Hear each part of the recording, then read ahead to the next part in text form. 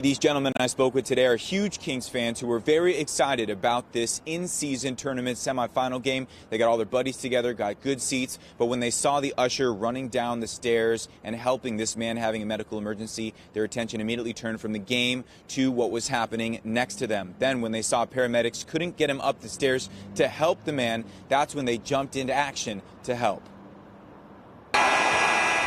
New video from inside the Golden One Center shows the moments paramedics performed CPR on 34-year-old Gregorio Flores Breedlove, who was having a medical emergency in the stands during a Kings game before he was later pronounced dead.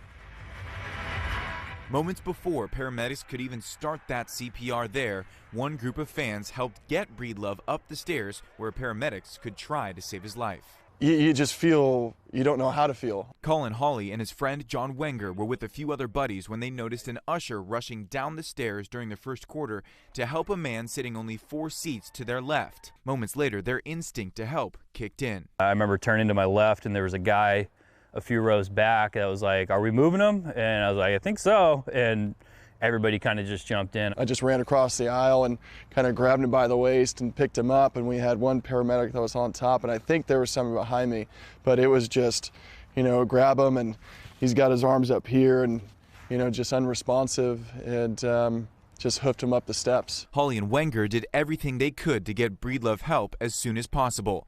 But later in the game, the Kings organization in a statement announced Breedlove had died from a medical emergency. Despite the tragic outcome, these men commend those paramedics, Kings staff, and other Kings fans who tried to help. I think 100% Sacramento Kings fans really look out for each other, and their responsiveness was pretty quick, and I think there's more than one person that would have jumped in there and helped out just because of the culture of the city.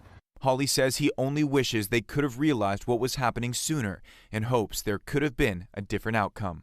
A little bit, it's like you had this guy, and if we had come there earlier or did something sooner, got him out of there, up and got help sooner, would it have been different? And that's what goes through my mind.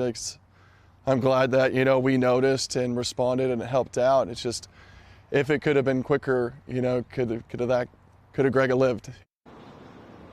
Back out here live, I just got off the phone with Gregorio Flores Breedlove's mother.